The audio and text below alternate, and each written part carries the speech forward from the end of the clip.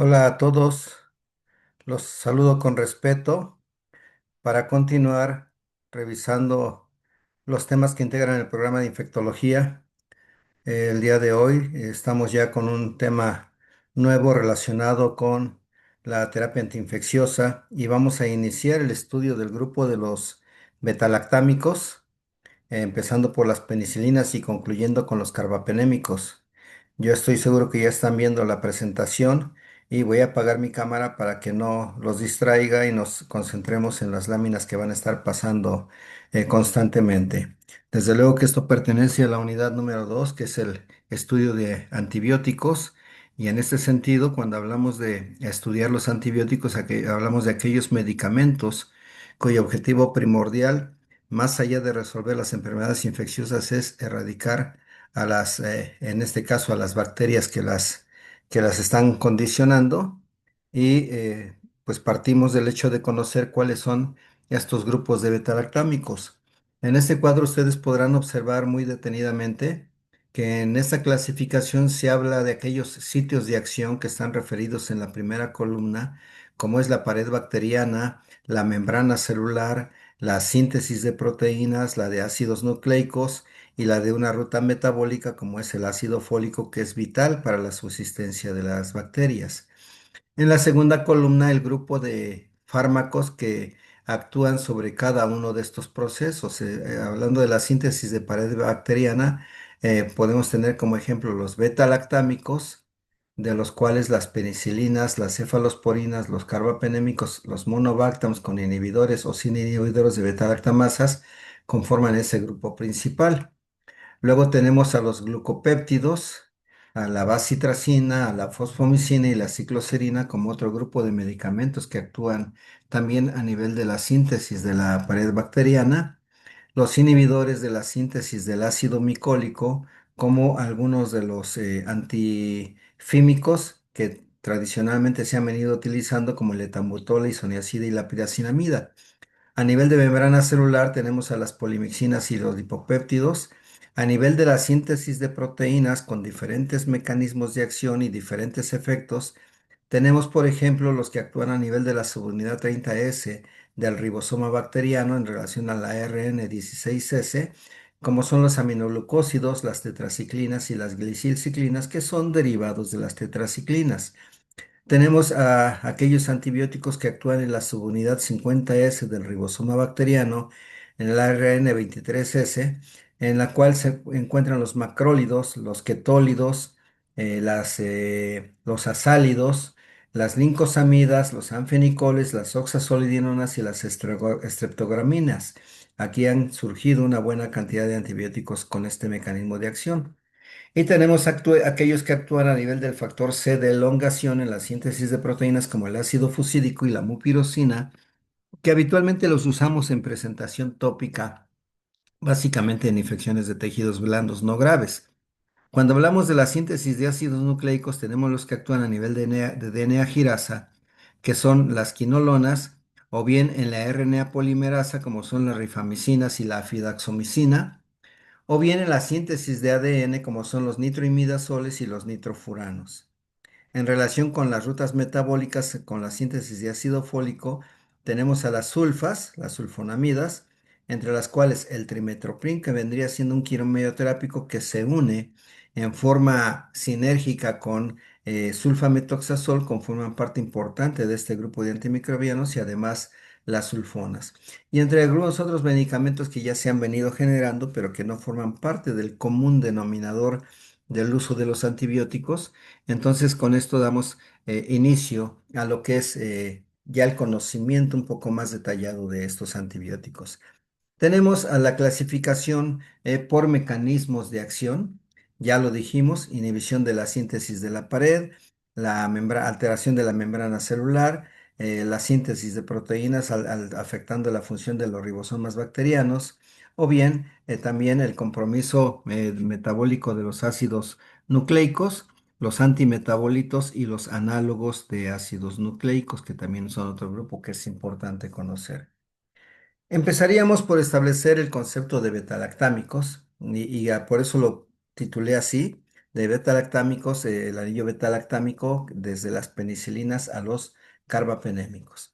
Para esto hay antecedentes muy importantes, ya que desde hace muchos años se conocen ya algunas sustancias que pueden ser deleterias para algunas bacterias o algunos productos bacterianos que pueden ser también deleterios para otras bacterias. En este momento nos llega a la mente la producción de bacteriocinas, por ejemplo.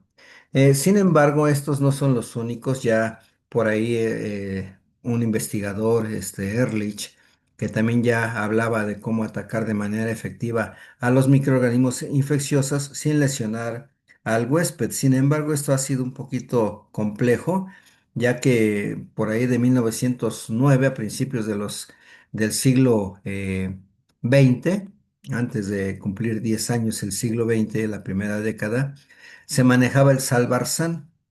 Nada más que este era un compuesto que contenía arsénico. Se decía que era eficaz contra las espiroquetas, es decir, contra la sífilis.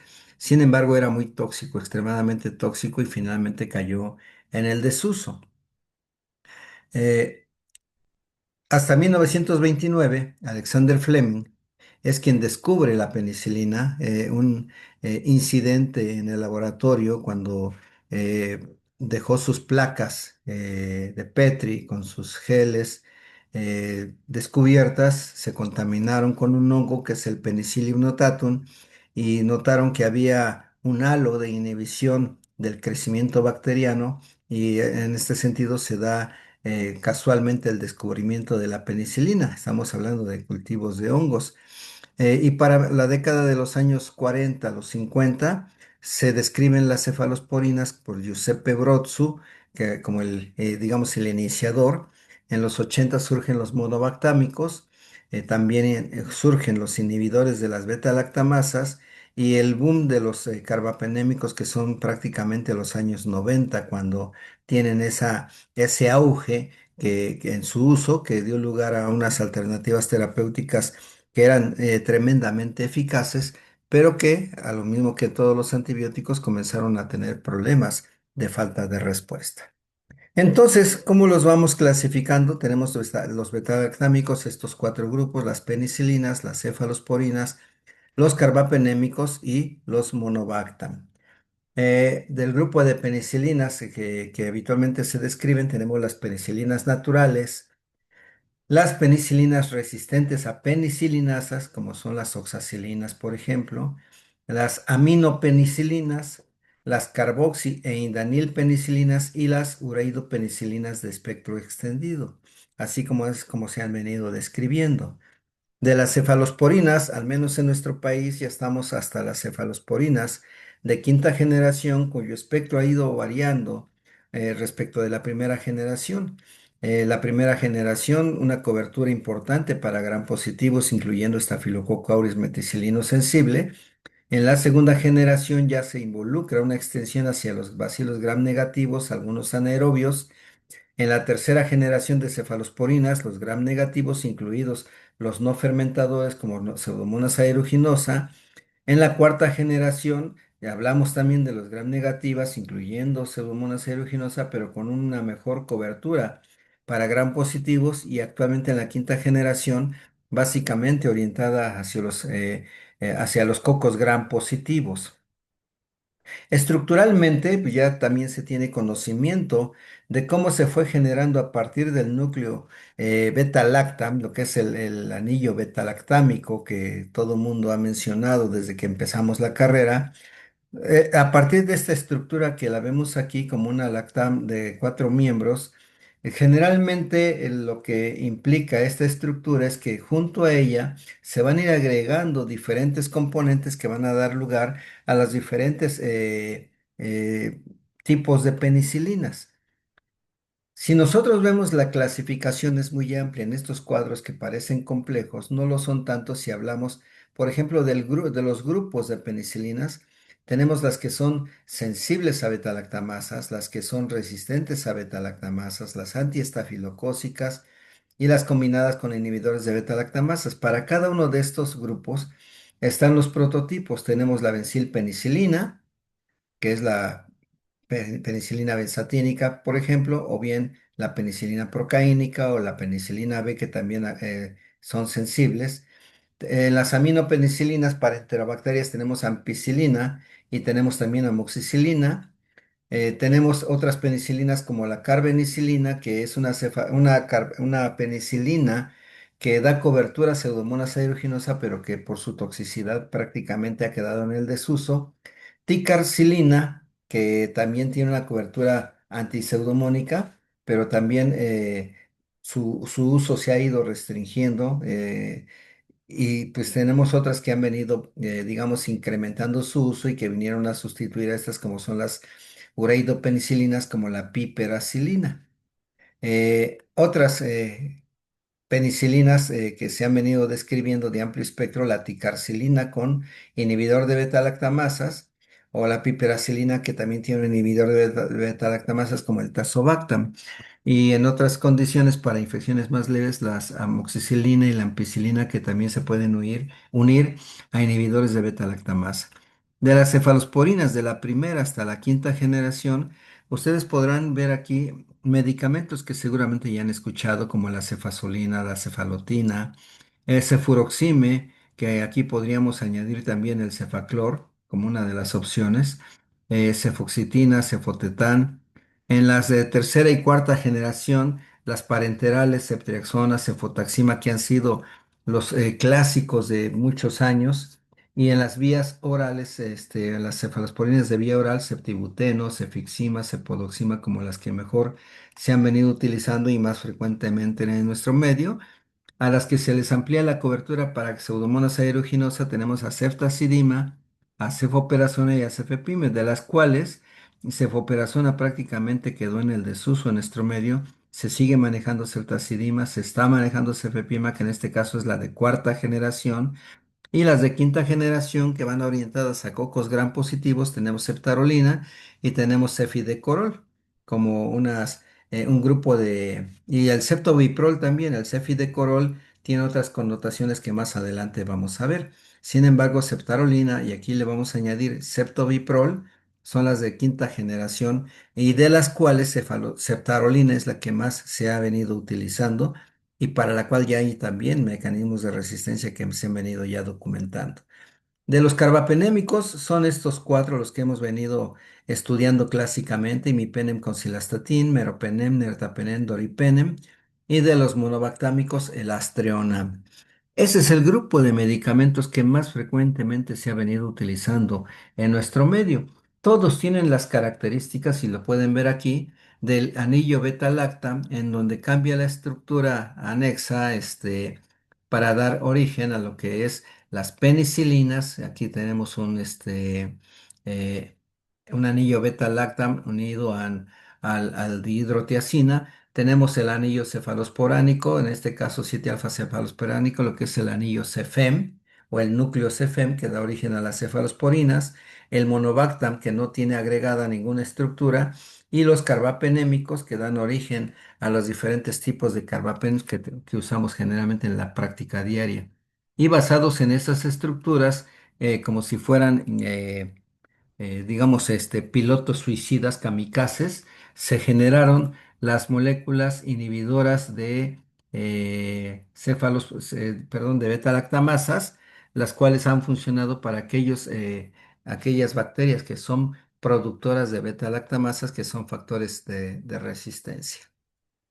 De manera muy rápida, vamos a ver cómo están estructuradas, esto ya lo comentamos en algunas clases pasadas, lo que son las paredes de los cocos gram positivos o de los bacilos gram negativos, en donde la diferencia muy ostensible, muy notoria en estos esquemas es el grosor de la pared de peptidoglicano, que es mucho mayor en los gram positivos que en los gram negativos. En este sentido, lo que hace la diferencia estructural también es la presencia del lipopolisacárido en relación a los gram negativos con respecto a los gram positivos, y de ahí deriva mucho de los atributos de virulencia entre cada una de las bacterias. Esto implica que en los gram positivos la complejidad de la estructura de péptidoglicano pues se va viendo mucho más compleja esta estructura que en el que en el gram negativo, ya que estas estructuras tan anchas, formadas de redes de mureína, llegan a tener hasta 40 capas en lo que es su grosor y que están ancladas también a las membranas citoplasmáticas de la bacteria, también mediante complejos proteicos. Vean ustedes, los gram negativos es mucho más sencilla esta parte, tiene también lipoproteínas de anclaje a la membrana externa, pero el grosor de la pared de peptidoglicano es mucho menor y lo que diferencia pues es la presencia del lipopolisacárido con respecto a lo que es la estructura de los gram positivos. Entonces, cuando caemos en tratar de describir y de entender cómo están constituidas estas capas, esta red de mureína tan compleja, sobre todo en los gram positivos, vean ustedes cómo se conforma lo que es el peptidoglicano. El peptidoglicano está bien descrito que se trata de una macromolécula que es gigante, en donde destacan los compuestos o los dímeros compuestos por N-acetilglucosamina y N-acetilmurámico, es decir, NAG y NAM. Y en ese sentido se encuentran estas estructuras unidas mediante tetrapéptidos, que son estos que se visualizan acá.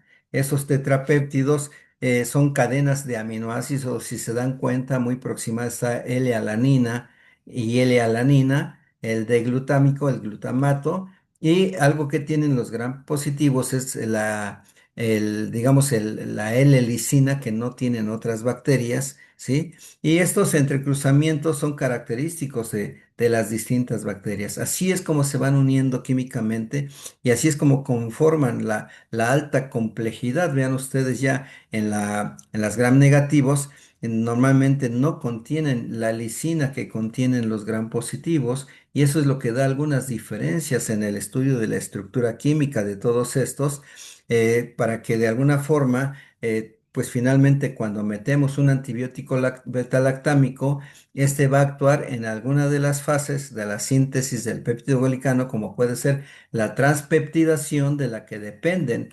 estas estructuras, o la transcarboxilación, de la cual también depende la integridad de estas estructuras. Entonces, en este sentido, para que pueda funcionar bien todo este tipo de antibióticos que vayan a comprometer la integridad de esta pared bacteriana, se encuentran en el espacio periplásmico unas proteínas llamadas proteínas fijadoras de penicilina. Y estas proteínas fijadoras de penicilina son las que catalizan los procesos o las reacciones de transpeptidación y de carboxipeptidación tan necesarios para mantener la integridad del péptidoglicano. En este caso, las enzimas que forman los enlaces cruzados son las transpeptidasas, ¿sí? Y las carboxipeptidasas son las que los modifican. Es decir, este es un proceso dinámico cuyo objetivo es mantener la integridad del péptidoglicano para que la bacteria mantenga su estructura, mantenga su soporte, digamos, se mantenga estable en el medio en el cual se encuentra, sobreviva y no tenga ningún problema.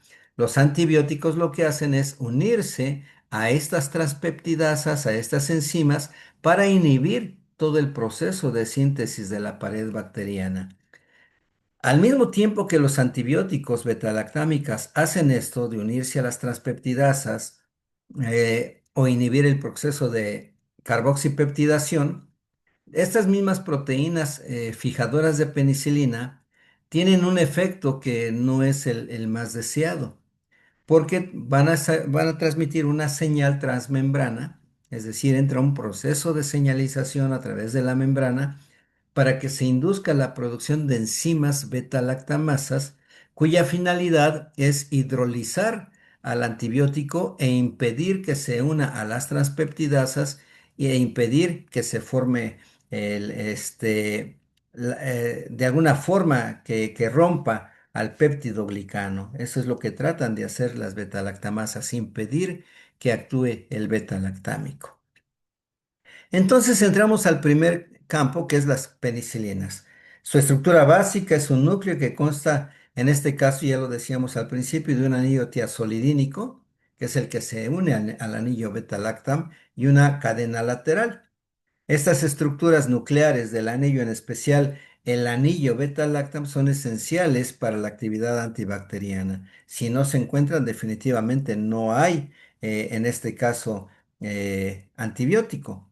La cadena lateral es la que determina el espectro antibacteriano y las propiedades farmacológicas de cada penicilina en particular. Y aquí están mostradas estas estructuras. Tenemos en rosa el anillo triazolidina que se une a lo que está en amarillo, que es el anillo betalactámico. Y en el círculo grisáceo azulado, más o menos, está el sitio en donde actúa la penicilinasa, que es la primera betalactamasa que se describió históricamente. Y en el, digamos, el círculo que está en azul, el lugar de acción de la amidasa, cuyo objetivo es justamente modificar las características del antimicrobiano.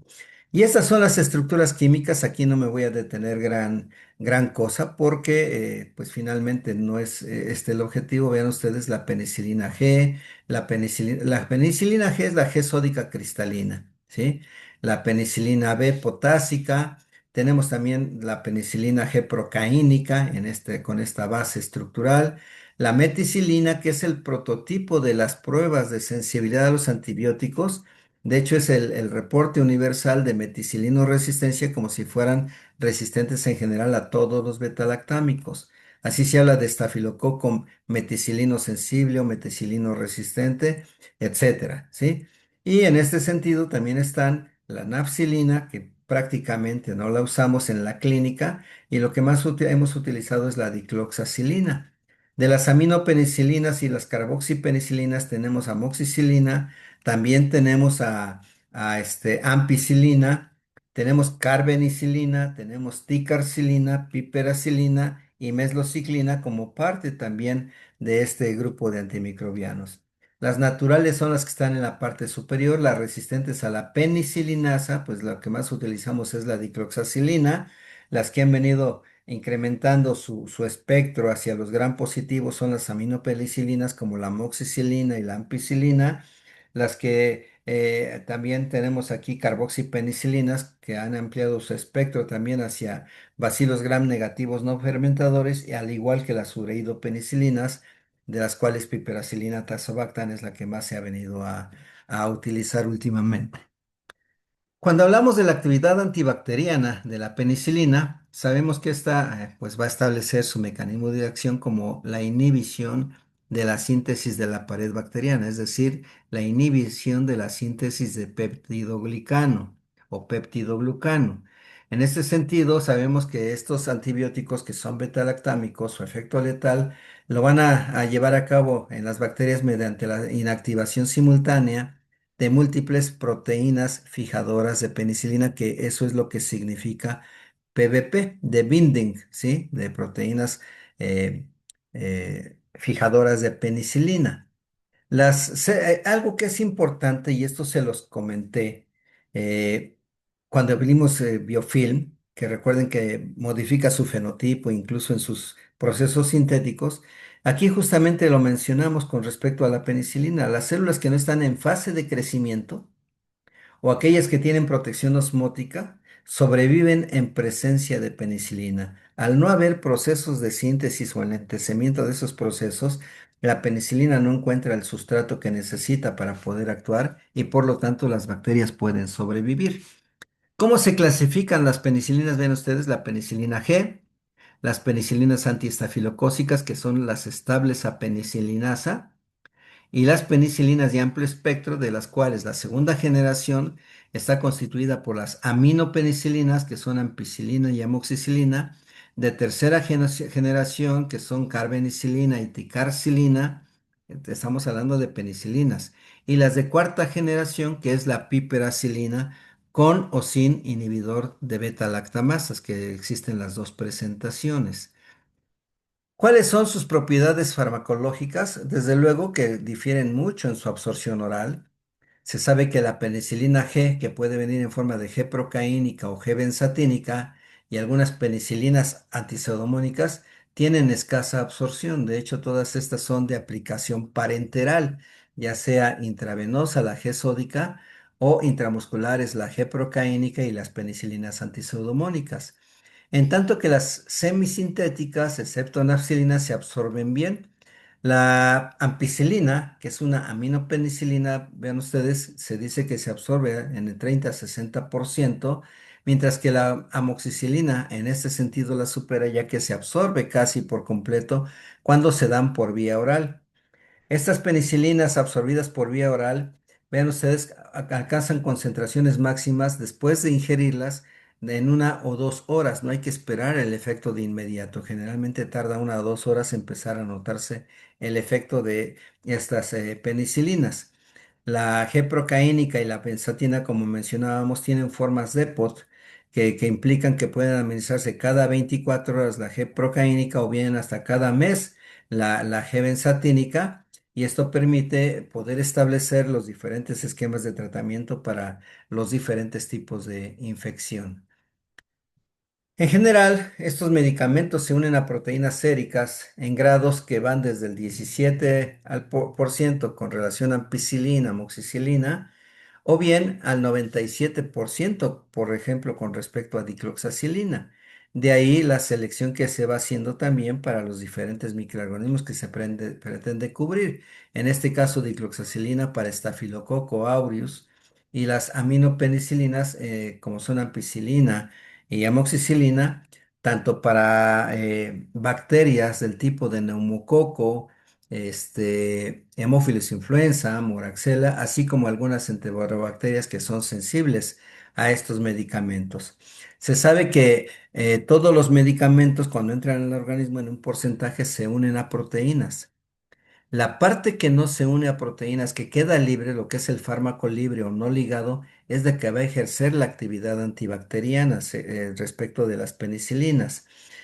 Cuando se une a las proteínas, el porcentaje de unión a proteínas que está pegado a ellas es reversible. Y es posible que la penicilina que está, esta penicilina que está ligada también se libere y destruya las bacterias como si fuera penicilina libre o medicamento libre, que va a actuar en el tejido o en el torrente sanguíneo mismo. Dentro de lo que es parte de su farmacocinética, recuerden que es todo el movimiento del antibiótico. Se sabe que su mecanismo de eliminación es la excreción renal mayoritariamente por filtración glomerular. También se pueden excretar con rapidez a la orina desde las células tubulares renales, o sea que no es nada más la filtración glomerular, por eso dijimos mayoritariamente, pero también se pueden eliminar por células tubulares renales. Por eso algunas veces algunos de sus efectos colaterales indeseados es la necrosis tubular aguda. ¿Sí? Tiene una semivida corta de menos de 30 minutos para penicilina, o bien al doble para la carbenicilina, que pues finalmente ya no la usamos en la práctica diaria.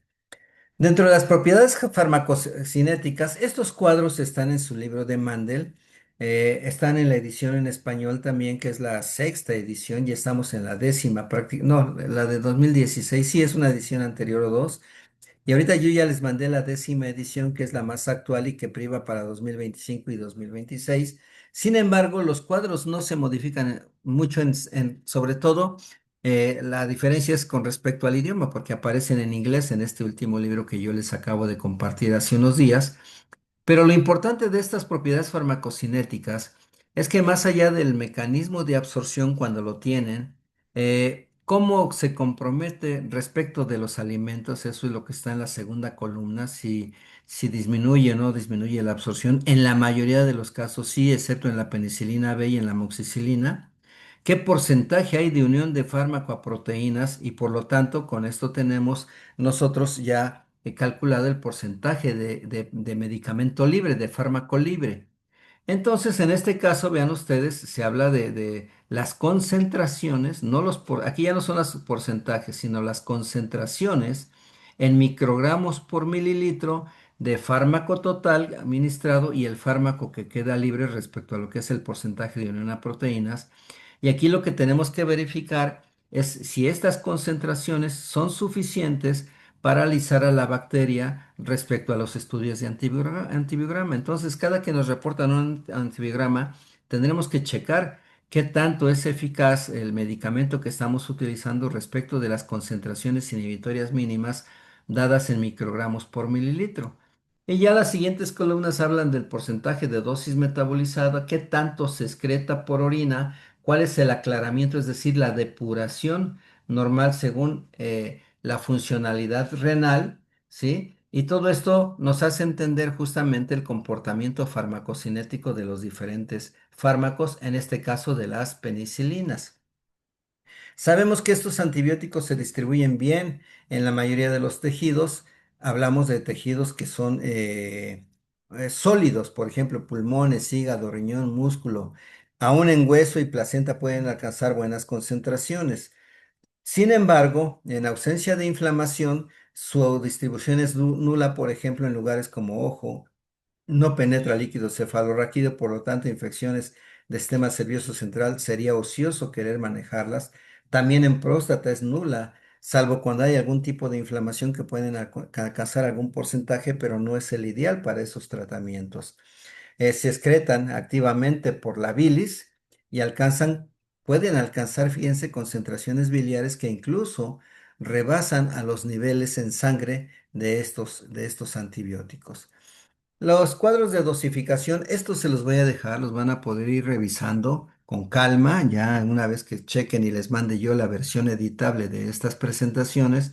También es en la misma secuencia, penicilina G, sódica procaínica, penicilina B, que es la presentación oral, ampicilina que hay en presentación oral y en presentación parenteral, amoxicilina que es preferentemente presentación oral, aunque en algunos casos se han llegado a conseguir presentaciones parenterales, la dicloxacilina, que también hay presentaciones parenterales, y la piperacilina, que solo existen presentaciones parenterales. Y lo que se menciona en este cuadro es la posología para adultos y la posología pediátrica, que ustedes recuerden, la posología pediátrica siempre se va a calcular en miligramos por kilogramo de peso por día o en unidades internacionales por kilo de peso, por dosis o por día, según sea el caso. Entonces hay que leer muy bien estos cuadros, se los dejo para que puedan hacerlo con toda calma. ¿Cuál es el espectro de acción de estas diferentes penicilinas? Ven ustedes, la penicilina G fundamentalmente son cocos gram positivos. No piensen en usarlo contra bacilos gram negativos, no va a funcionar. Y de los cocos gram positivos ya no cubre tampoco estafilococos. De hecho, acuérdense ustedes que se presentaron las penicilinasas en forma muy temprana en la historia de las penicilinas y ya no fue opción manejar estafilococos con penicilina y tampoco neumococos con penicilina. Ya existen otras alternativas. Los enterococos han venido generando resistencias también. Entonces, para qué nos pueden servir muy bien, sin lugar a dudas? Por ejemplo, faringoamigdalitis por estreptococo beta hemolítico del grupo A. Es decir, las estreptococáceas son las que mejor pueden responder a estas penicilinas. O bien también algunos bacilos gram positivos como listeria. Sin embargo, para listeria es mucho mejor opción la ampicilina, que es una aminopenicilina. Las neiserias, si bien eran una buena opción las penicilinas, de hecho en algunos lugares todavía se manejan Neisseria gonorrhoeae con penicilina G en grandes dosis, sobre todo la G benzatínica, ¿sí? Con una aplicación de 2.400.000, pero generalmente ya se manejan asociadas ya sea con acitromicina o bien con una doxiciclina, ¿sí? Entonces, si la bacteria, la Neisseria, es productora de penicilinasa, pues definitivamente no vamos a poder utilizar esta alternativa. Muchos anaerobios son sensibles, sobre todo anaerobios de la cavidad oral. Sin embargo, los bacteroides no responden habitualmente. Y tenemos las penicilinas antistafilocócicas, como las que se mencionan aquí, oxacilina, cloxacilina. De estas, la que siempre se dispuso desde hace muchos años en el sector salud público y privado es la dicloxacilina. Comercialmente antes era el Posipem, y era un medicamento muy eficaz para estafilococo meticilino sensible. De las de amplio espectro tenemos a las penicilinas de segunda generación, que son las aminopenicilinas, que vean ustedes ya pueden actuar contra enterobacterias como Escherichia coli, Proteus, Salmonella, Shigella, así como también contra Haemophilus influenza y algunas de ellas, sobre todo la amoxicilina para neumococo y Moraxella. Las de tercera generación involucran dos de ellas, de las cuales solo está digamos, en uso todavía la ticarcilina. Y también su cobertura puede incluir Proteus, algunos Enterobacter, ya se amplía un poco más el espectro y ya dan cobertura para bacilos gram negativos no fermentadores como Pseudomonas aeruginosa. Las de cuarta generación ya involucran piperacilina con o sin inhibidor de beta-lactamasas y vean ustedes, ya hablamos de bacterias que incluso son resistentes a las anteriores como Klebsiella, Enterococcus, Bacteroides fragilis, Pseudomonas aeruginosa y en algunos casos Acinetobacter baumannii. En relación al espectro también, aquí les puse una nota para que revisen la página 271 del Mandel, que es el libro que les mandé. En esa página están en inglés, pero muy entendibles, los cuadros que establecen el comparativo del espectro antimicrobiano, dependiendo aquí en la primera columna del microorganismo, cuál sería la penicilina de elección, la alternativa y la frecuencia de resistencia a estos, antibióticos. No podríamos detenernos renglón por renglón porque los tiempos habitualmente nos aprietan y tenemos que optimizarlos y haciendo eficientes, dado que estos cuadros son muy grandes, ¿sí? Muy grandes y es conveniente leerlos poco a poco. Por ejemplo, Haemophilus influenza, que es la de elección ampicilina, yo les diría que no deja de ser mejor opción ahorita, por ejemplo, amoxicilina. Aquí no la ponen, pero es una excelente opción. Y la frecuencia de resistencias, pues es baja, se habla de 30%. Y de esa manera pueden ir ustedes viendo diferentes alternativas para los microorganismos que están referidos ahí en su libro de Mandel. Las reacciones adversas, como ya mencionábamos, no es lo más común la alergia. Ven ustedes, aquí hablamos, por ejemplo, tipo de reacción alérgica mediada por IgE, en donde los datos clínicos pueden ser de urticaria precoz o bien anafilaxia con penicilina G. Y ven ustedes la frecuencia de 0.015 a 0.04. Realmente es muy baja. También es rara la de anticuerpos citotóxicos con penicilina G o por complejos anticuerpo también es rara. Entonces aquí se van mencionando todas aquellas manifestaciones de reacciones adversas que se pueden ir presentando con las penicilinas, pero los porcentajes, vean ustedes, para esos medicamentos realmente son muy bajos. Tal vez la más alta reportada aquí, en algunos casos con ticarcilina y piperacilina, sea la disfunción plaquetaria, que hasta en 43 a 63% de los usuarios se puede presentar, ¿sí? Afortunadamente, al menos yo en lo particular que he manejado piperacilina mucho tiempo, muchos años, no he tenido estas reacciones, estos efectos plaquetarios, a pesar de que la hemos manejado con pacientes hematológicos, digamos, con tumores sólidos o con leucemias, no hemos visto realmente ese tipo de problemas en la mayor parte de los pacientes. ¿Qué pasa con los inhibidores de beta-lactamasas? Estamos hablando de medicamentos como el ácido clavulánico, el sulbactam, el ácido clavulánico, por ejemplo, unido a amoxicilina para el manejo de sinusitis recurrentes o ya con bacterias que dan una mala respuesta a los tratamientos. El sulbactam que generalmente se une a la ampicilina, el tazobactam que se une a la piperacilina, el avibactam que se une a la ceftazidima, que es una cefalosporina de tercera generación, y cada inhibidor se sabe que un inhibidor generalmente está disponible solamente unido a un antibiótico betalactámico. Si estamos hablando de betalactamasas, no podemos hablar de un aminoglucósido o de un macrólido unido a esos fármacos, no, tiene que ser un betalactámico, es decir, una penicilina natural o sintética o un carbapenémico o una cefalosporina, los que llevan este tipo de betalactamasas.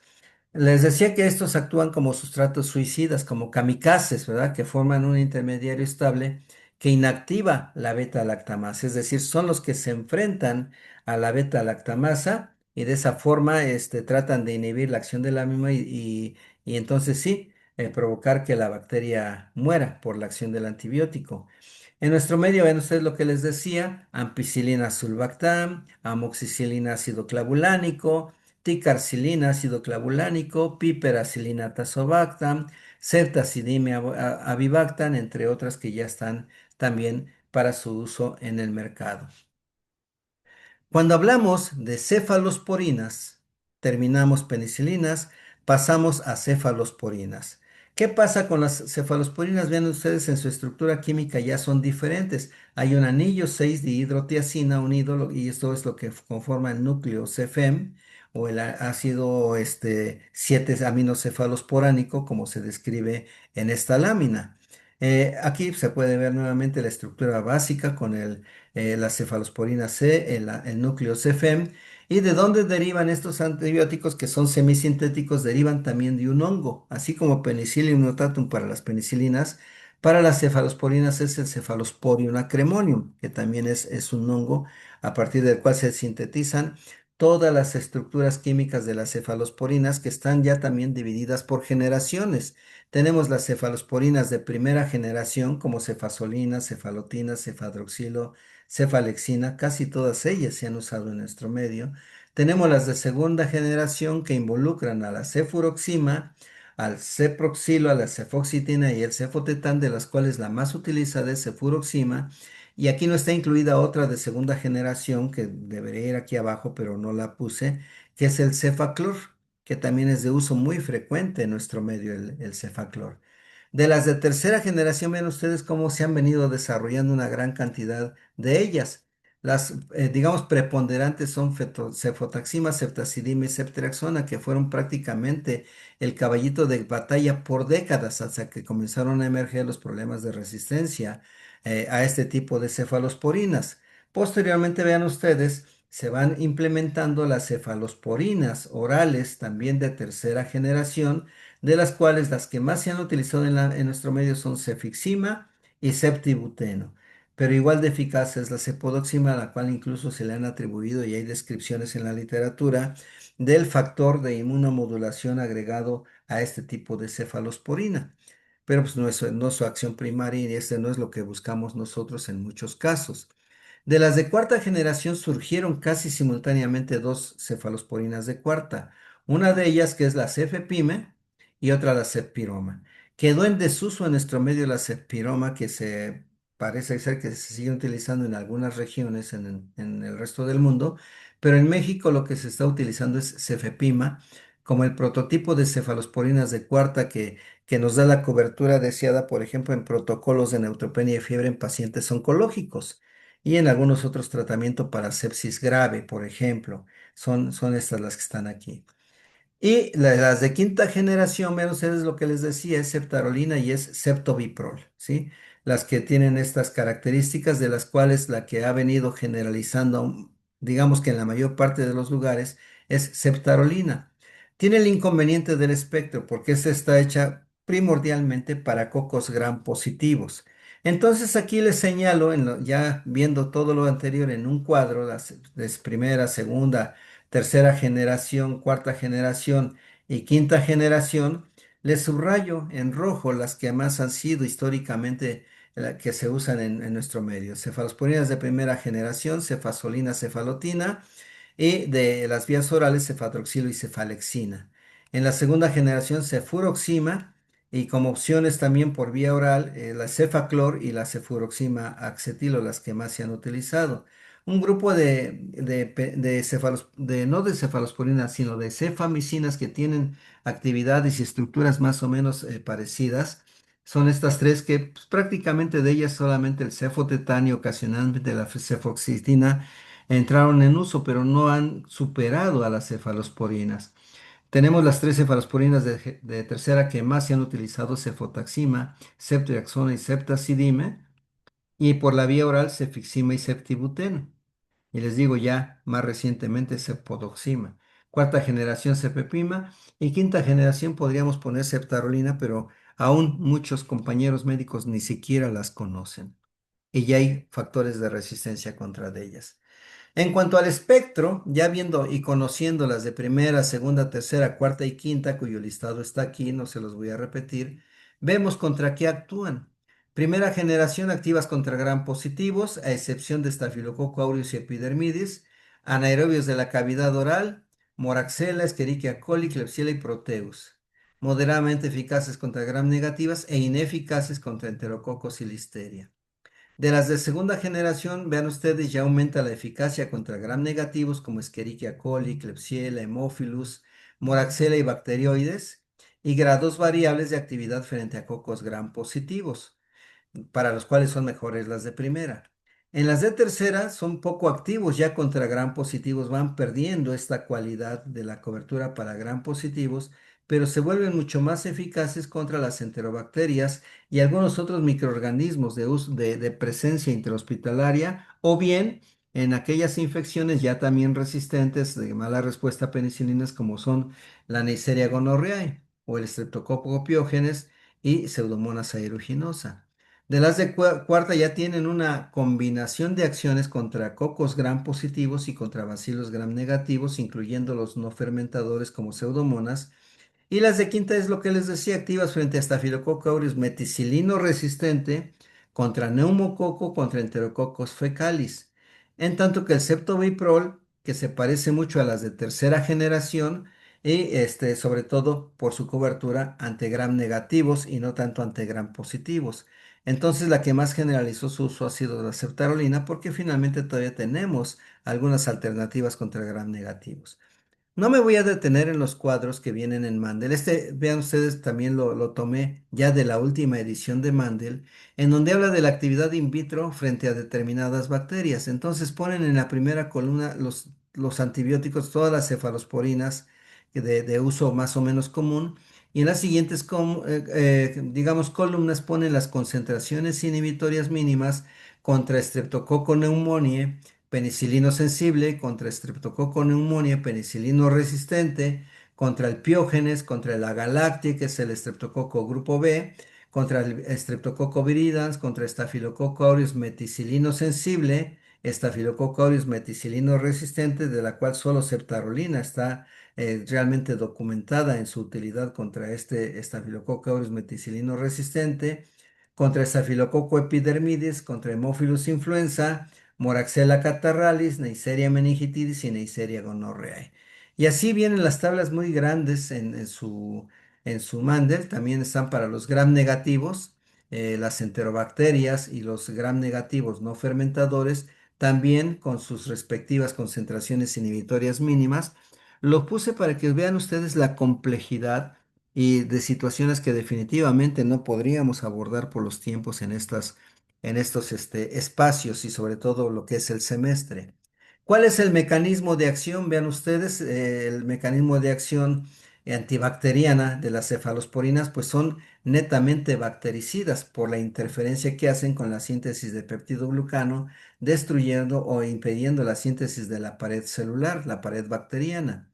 En estos casos, la diana principal es la estructura de enlaces cruzados de peptidoglicano. Recuerden ustedes que están como conformando una red y varias capas de lo que es N-acetilglucosamina y N-acetilmurálmico con enlaces cruzados en donde se impide la peptidación y lógico es la destrucción del peptidoglicano.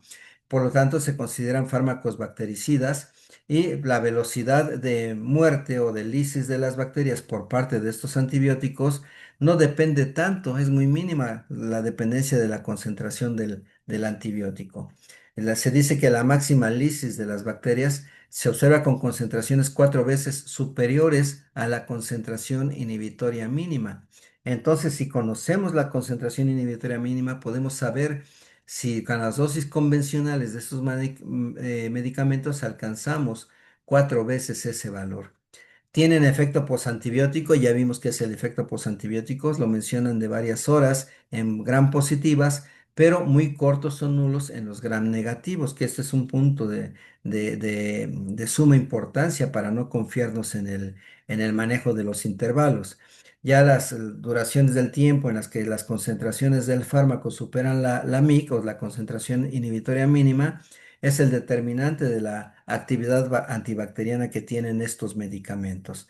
Entonces, ustedes están viendo parámetros farmacocinéticos que explican la función de todos estos. ¿Cuáles son los usos clínicos? Vean ustedes.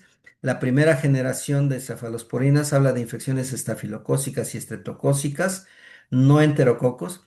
Y aquí hablamos de infecciones cutáneas, hablamos de infecciones de piel y tejidos blandos, hablamos de profilaxis quirúrgicas en monodosis previo a la cirugía.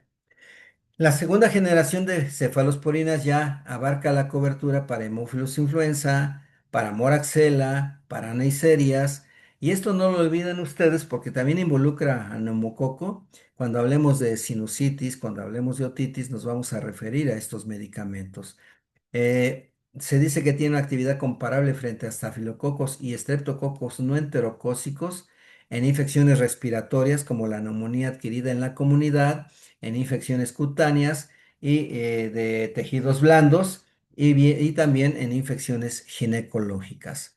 La tercera generación ya viene para infecciones graves, preferentemente por vía parenteral de inicio. Son altamente potentes, tienen un amplio espectro, baja toxicidad y una farmacocinética que es favorable para los motivos que nosotros tenemos. Son muy útiles también en infecciones producidas por bacilos gram negativos resistentes a otros antibióticos beta-lactámicos.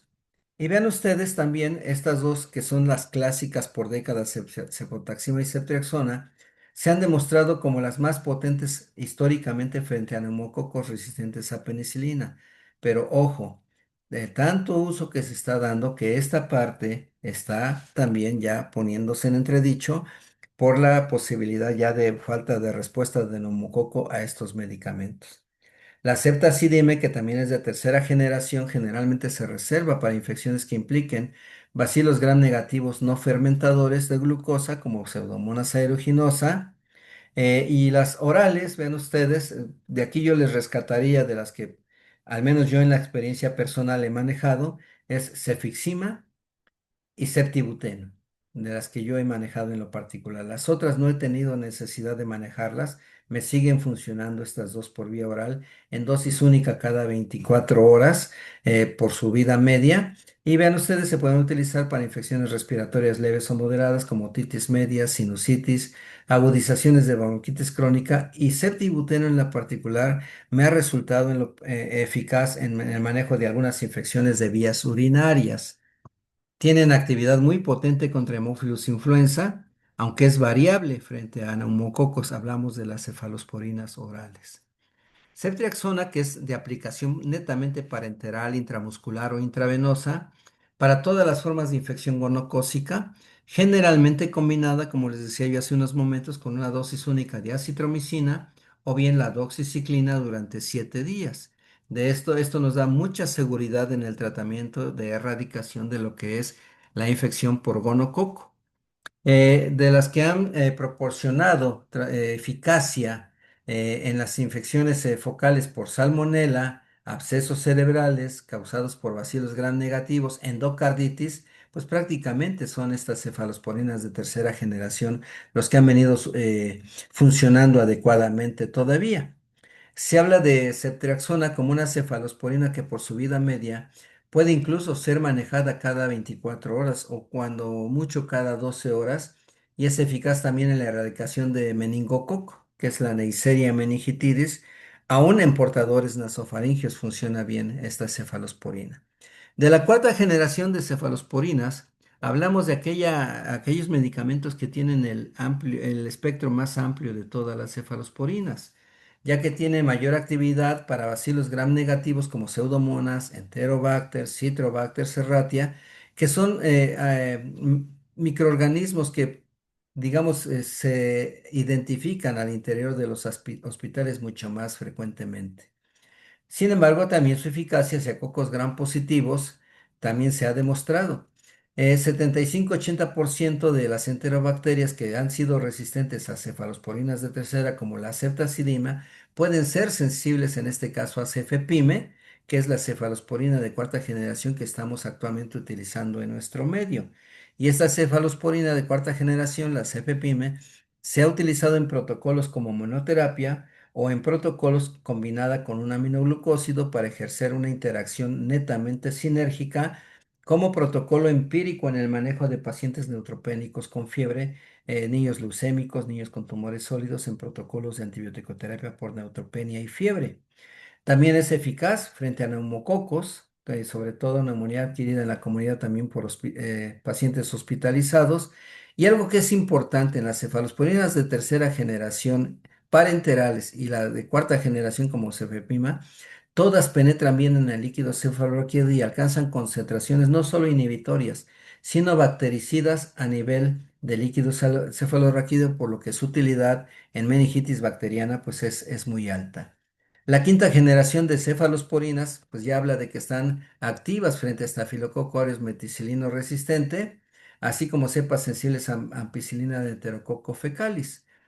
Son de actividad única en comparación con otras cefalosporinas, son potentes también en su eficacia frente a neumococos y la actividad similar a otras cefalosporinas de tercera generación ante los bacilos gram negativos.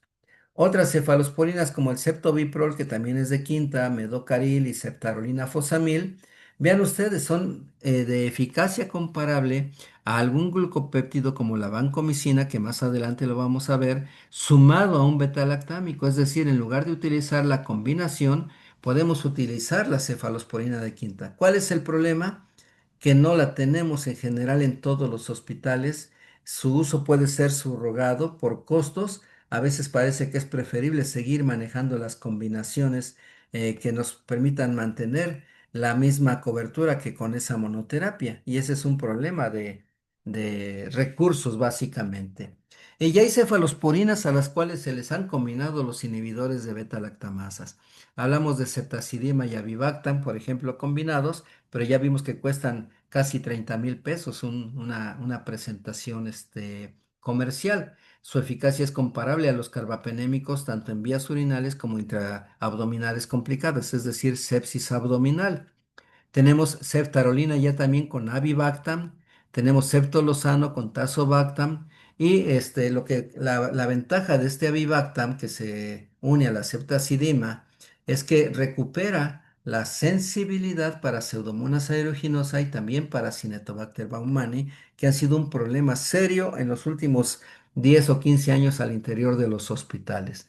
Este cuadro se los dejo, no, lo mismo que decíamos de los anteriores, les maneja todos los antibióticos cefalosporínicos que se conocen y de los cuales hemos hecho uso, la dosis habitual en adultos o la dosis para enfermedades graves también en adultos y también la posología pediátrica e incluso subrayando aquellos que no están recomendados para los niños. Veremos que sí hay muy buenas alternativas para los niños y también lo relacionado con las dosis y la farmacocinética de las cefalosporinas también en donde se manejan los porcentajes de unión a proteínas, la semivida, las concentraciones séricas en microgramos por mililitro de cada una de ellas de acuerdo a la dosificación que se maneja para los adultos, porcentaje de unión a proteínas, por dónde se excreta, qué concentraciones alcanzan en líquido cefalorraquídeo, qué tanto penetran y a qué temperatura ambiente se establece una mejor biodisponibilidad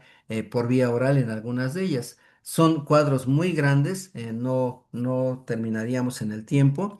Hoy aquí en este cuadro vamos a cerrar esta presentación.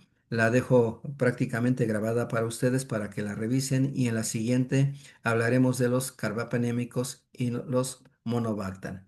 Muchas gracias a todos. Nos vemos en el aula para discutirlo y les voy a mandar también lo relacionado con los carbapenémicos.